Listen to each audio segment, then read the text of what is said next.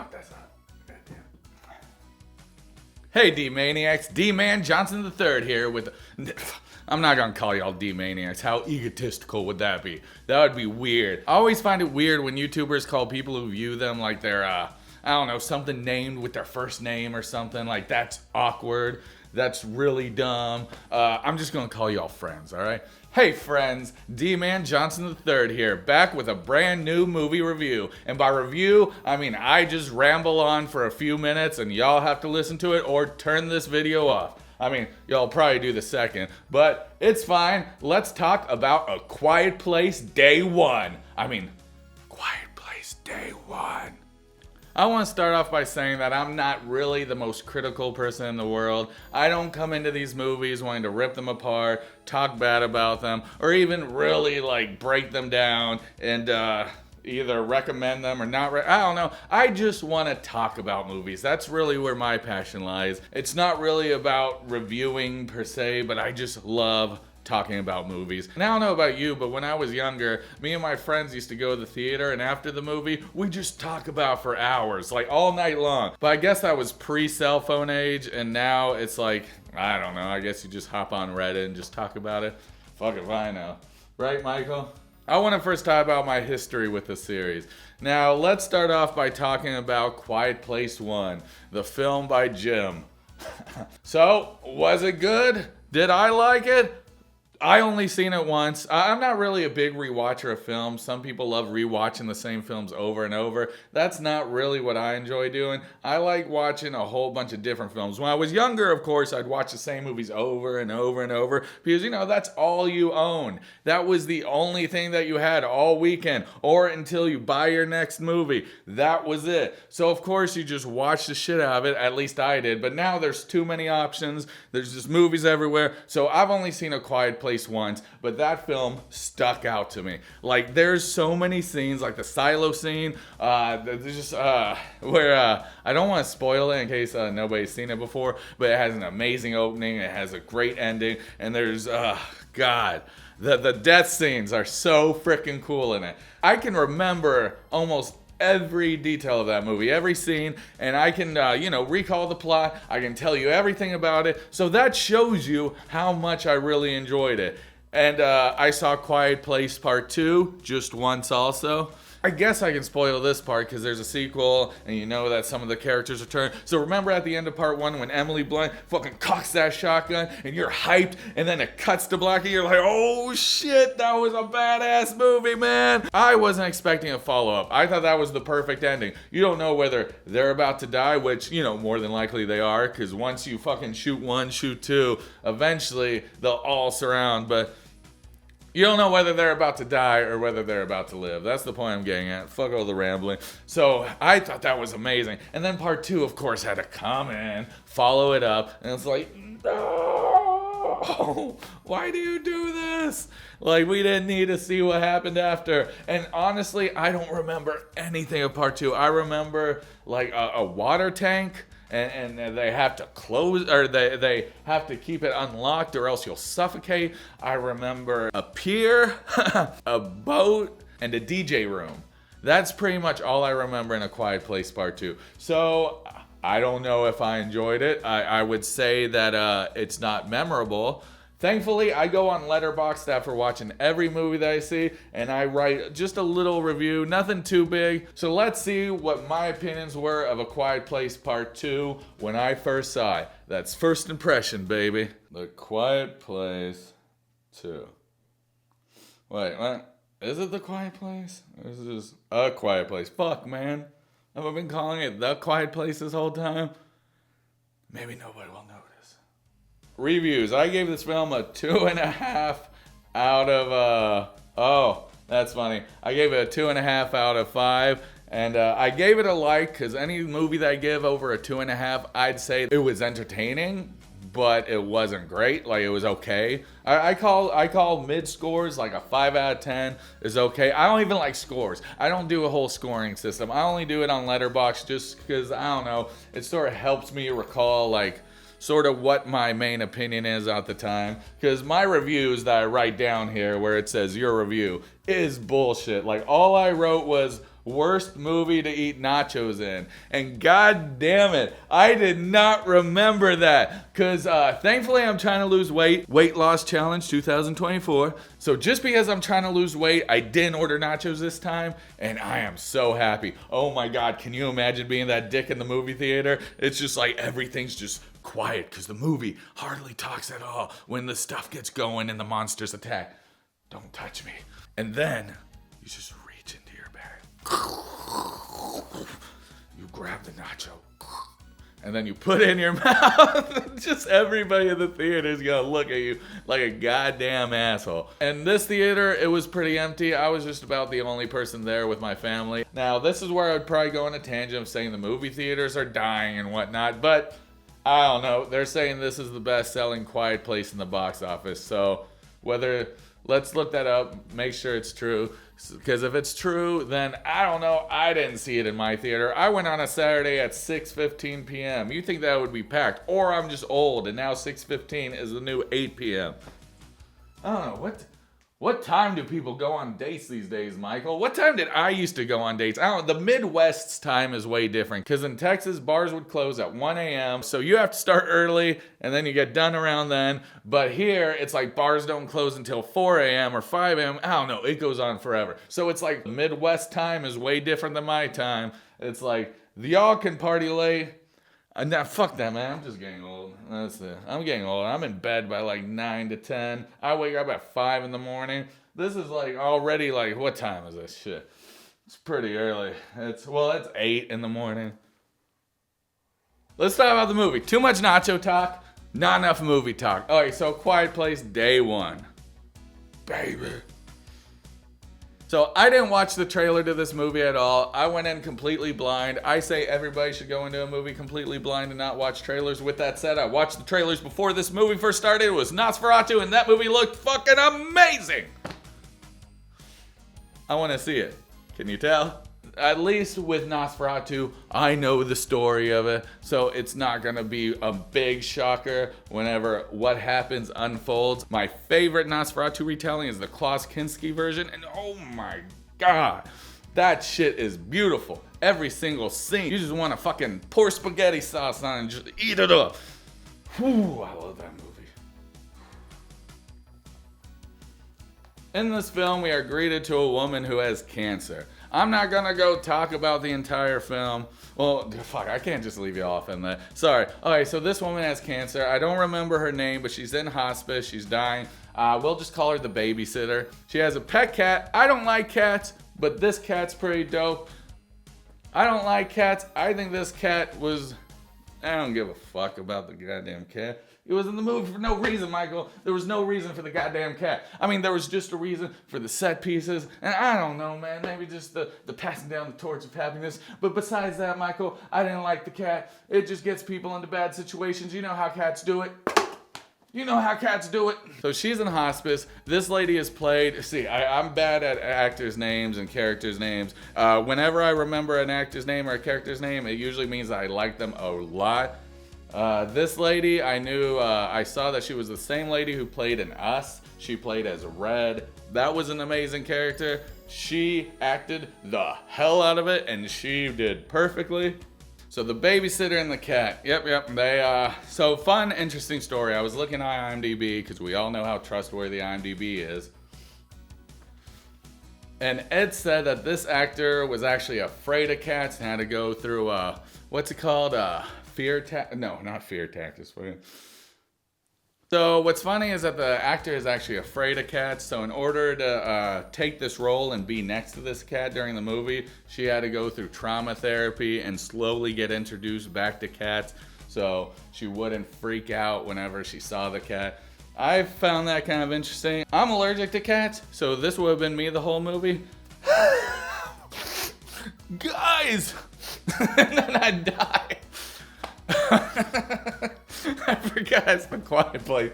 You can't say shit. You just fucking get killed. Why would I scream out, guys? Oh, Michael, you dumb son of a bitch. Alright. So, she's obsessed with wanting to go back to the city and get pizza. So the fucking guy, I don't know, the caretaker, the nurse, the guy who fucking just takes the people in hospice to places, he's like, you gotta come to this theater, you know, we're gonna watch a show, whatever. She goes just because she wanted pizza. So they made an agreement. She'd go to the city and go to the theater as long as she got pizza. I need more coffee. I don't want to tell the whole plot, man. Okay, I'm not gonna tell the whole plot of the film, but I just wanted to lead up to this part because there's a funny ass part where this guy, at least it's funny to me, it's probably not funny to anybody else, but it ends up being a puppet show, marionette show as they call it, and it was this old guy, and he walks up on stage, he has a box, and he pulls out this little puppet, and it starts moving, and then he blows up a balloon and starts flying, and they shoot it in this majestical, beautiful way, and the music is all amazing, and it's whimsical, and it looks magical, and you know, I'm just thinking to myself, this is funny as fuck. If we just had a wide shot with no music, this is all you'll be seeing. Cringe, I know. That's all you'd be seeing, and it wouldn't look that mystical, magical, or anything, but let's do that same footage with some music and some more and some close-ups.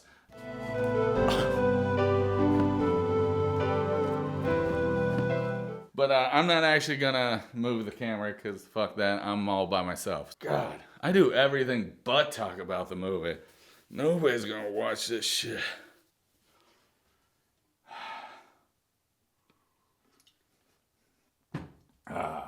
One of these days I want to talk about all of these movies and series. Dragon Warrior, also known as Dragon Quest Recent. God damn it, let's get back to the movie. Okay, so the puppet show. The puppet show is a bust. Nobody gives a shit about the puppet show. So then they get on the bus and then all hell breaks loose. You start seeing the meteors come from the sky, and then she runs out and she gets knocked out, and when she wakes up, fucking the guy who goes, Star-Lord is here, and he just covers her mouth. So she wakes up covered in ash, and you know, because she was knocked out, doesn't know what happened, and he's just like, shh. And I'm like, God damn it, y'all did it again, day one. You know what I wanted to see and learn from day one? How people realize you had to be quiet. Instead, what they had was this bitch. Sorry, I can't say it. Instead, what they had was the babysitter running, getting knocked out, and then we learn all that shit in her blackout. We didn't see any of that. I mean, is it necessary to see it? Probably not. She just woke up and everybody knew that you had to be quiet. I mean, probably in real life, if monsters were attacking, you'd probably be quiet too, because you'd be like, oh, they'd hear me anyway. So you'd probably do the exact same thing if you made it out alive after seeing everybody get murdered around you. Like, you know I wouldn't just stand there and be like, scary monster. No, apparently I'd scream, hey guys. Probably if I saw everybody dying around me, I would believe that I would grab my family and we'd hide in the basement. That would be our go-to, I guess. It'd be right here next to Michael. He'll protect us, cause I will not. Sorry, that's fucked up. In real life, I'd actually do whatever I could to help my family. Just a disclaimer. Asterisk. I'm not a horrible dad. Asterisk. This is just me playing up for the camera, cause I'm weird and I don't know what else to say half the time. All right. If I were to read this word for word, this would be way more coherent. But I don't. I just sort of look at my notes, and then I just sort of get an idea of what I meant to say, and I just sort of try and say that. I hardly ever read it, and that's probably why I am long-winded and talk about nothing at all.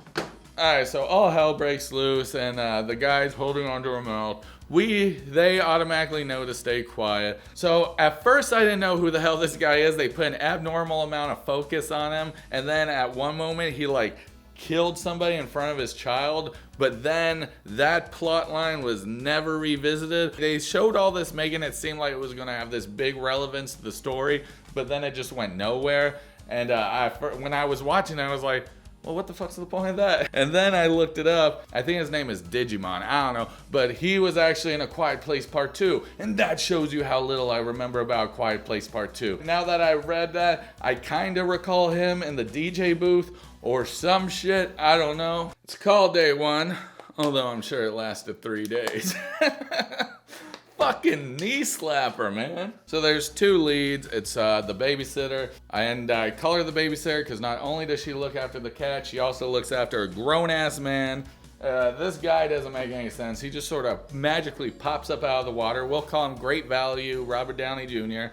So he pops out of the water. He's like, and then he sees Red and he just follows her. And that's it. That's all he does. He just follows Red around. I read something about, like, in early screenings, he was going to commit suicide and he was this depressed character. And then that would have made sense to me. I would have been like, okay, I get it. But as is, in the edit I saw, it's just this guy who just follows the babysitter. Why? Dude, you're a grown-ass man. And she's just like, go to your family. He's like, oi, my family's in Wales. What the fuck? What? I'm not going to do an accent. I'm not. He doesn't sound like Robert Downey Jr. Let's just say that. He's just like, my family's in Wales, or some shit that's all over there. It's over in the UK-ish. Maybe he didn't even say someplace in the UK. I don't know. So he follows Red, and they go and have adventures together. On the adventure to find a slice of pizza in the apocalypse. It reminds me of Zombieland, a lot of the Twinkie story. But, I guess it makes more sense here because she has cancer and she's gonna die. And this will be the last, you don't exactly know yet or why she's going after this pizza or why it's so important to her. You know that'll be the last slice of pizza that she will ever eat. And that's sad, man. Can you imagine? You can't be cooking pizza in a quiet place. You're like, hey, I'm gonna turn on the oven, and then you set your timer. You put, you're really quiet. You put the pizza into the oven, and then ding ding, fucking monsters rip you apart. Damn. Or at best, they take your pizza, and that's still pretty damn bad. So between these 2 characters meeting in the end, it's really just set piece after set piece, and that's pretty much the rest of the film until the end. It's an adventure film from point A to point B. The motivation makes sense to me for the babysitter, but not so much for discount Robert Downey Jr., at least in this cut, but alright, sure. He's just lonely and wants a friend at the end of the world, so he follows her to certain doom. I'm not gonna tell any more of the ending or any more of the plot. All I can say is that the ending is fucking badass. At the end, I was as hyped as I was at the end of the first movie. I was like, oh yeah, this is how you do it. I mean, I really liked it. I thought it was cool. I thought the idea was fantastic. Going after a slice of pizza because you're gonna die, and then you find out more later about why the pizza has significant value to her. And that's really it. Just fucking pizza. Pizza, pizza, pizza. Yeah. There's something about a good pizza, My wife doesn't get it. She's like, let's go get Pizza Hut. And I'm like, Pizza Hut kind of sucks. I mean, I'm not a big fan of Pizza Hut. I know there's Pizza Hut fans, but it's like, oh man, we might as well just not get pizza at all. Now, I'll say one thing. There wasn't as many memorable or intense scenes as the first movie. This movie will probably end up like the second movie where I slowly just start forgetting most of it. There was a lot of cool shots of the creatures running all over New York. That looked pretty awesome. I wanted to see more of that. But of course, what we got was a lot of this. And even in remember Quiet Place 1 where they had to lay out sand and walk and they couldn't say even a single peep and a little thump would happen and they'd all get worried? It seems like in the last 2 movies that they did, everybody's just sort of low whispering and even running, stepping everywhere. It doesn't, every now and again they show that, they kicked a can or some bullshit, but for the most part, it seems like they get away pretty easily from everything. There's a stupid part when they're in the underground subway, I think that's it, and it's being flooded, and the guy's just like, Like, what the fuck are you? Can you not fucking doggy paddle? It's rip roaring waters. You're gonna be able to like make some sound and breathe. I don't know. I guess he just had like panic attacks because he kept doing that at the worst time. God, I gotta move you. Stop hitting me with your goddamn knife, Michael. It's not nice. It was directed by the dude who did Pig. I never watched Pig. Probably never will. I do like Nicolas Cage. I'm just not that. God damn. I do like Nicolas Cage. Whoa. Whoa. Hey there. The Quiet Place Day 1. I thought it was pretty solid. I'd really recommend it. Check it out in theaters so they'll make more and they... I don't give a shit, man. You're my best friend now. You're my best friend, Michael. Don't smoke weed before doing videos. That's what you should learn. Of rambling. Of goddamn rambling. Did I even talk about the movie? I talked about the movie enough. I talked about the movie enough. Did y'all see A Quiet Place? What did y'all think about the series? Comment below. I'd love to talk about it more, especially if we can talk about spoilers. Well, I guess we can since it's my channel. Yeah, fuck it. Let's talk about spoilers. From this point on, there's spoilers for the rest of the video. If you don't want to watch spoilers, then just remember that I'm Dee-man Johnson III, and I'm very proud of you, and just keep it up. So those who want spoilers, it's not really too much. They just go on adventure to adventure, set piece, and then they end up at the pizza shop. Not the pizza shop. The pizza shop was actually blown up. Not blown up, it was just fucked up. It's not there. There's no pizzas left. The monsters won. Pizza shop 0. Okay, so they go into a bar, and this bar scene, I don't know why, all bar scenes now where people start getting to know each other's characters, they all really start reminding me of the bar scene in Suicide Squad, even though Suicide Squad sucked. God, what a disappointment.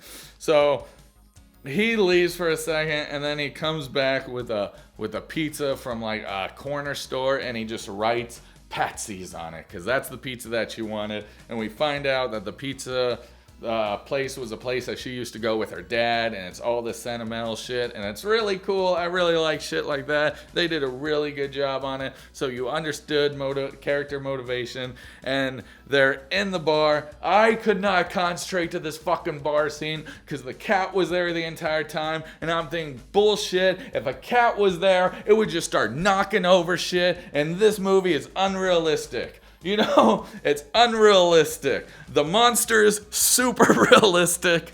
Cat, that's a real creature, not realistic at all. Fucking, I know what would happen. You've seen the internet videos. I've seen the internet videos. This would happen. The cat would just come up, knock all the glasses down, boom, you're all dead. You want a sentimental moment? Sentimental moment is now disrupted by monsters. Fuck you and your sentimental moment. You get nothing.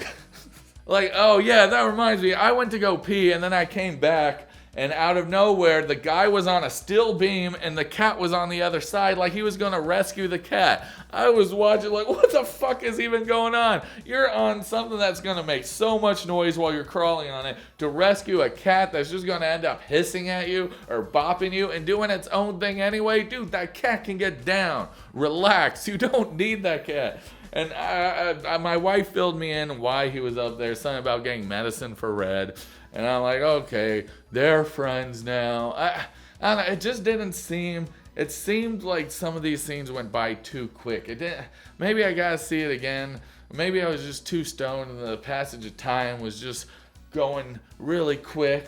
But you know, like it just seemed like, I went to go pee, I came back and he was getting medicine. Okay, he was up on a beam. And then it seemed like he got the medicine and came back. That's like maybe 3 minutes. I don't know. In video games, when you get medicine, it's like a whole quest. I'm looking at you, Last of Us, where you're just like, grab the medicine, save Joel. It's like, Joel is fucked up. He's not gonna heal that quick. Speaking of that shit, have you all seen the Last of Us TV series? God, that's dope. Ooh, perfection. Can't wait till the sequel. Not really. I thought the second... What do I call it, a sequel? What do you call a season 2? Just season 2? I can't wait for season 2. Okay. I mean, Not really, because I didn't really like the game too much. The game was okay, but it's like, we get it. The cycle of revenge. It keeps coming, going, coming, going. That's about all I have to say about everything.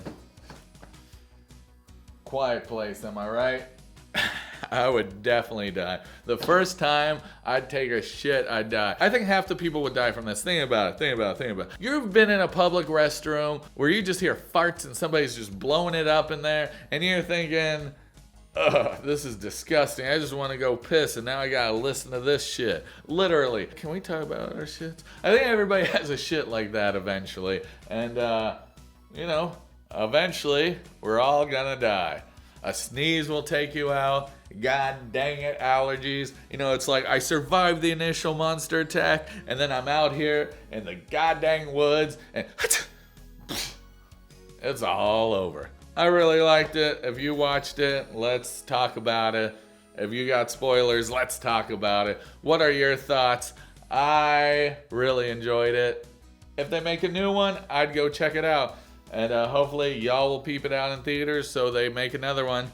That's all we can hope for. I might come back and talk about nepotism and the Watchers, but that'll be another time. Until next time, this is Dee-man Johnson III, and I'm proud of you, and you're doing a great job, everybody. Shit.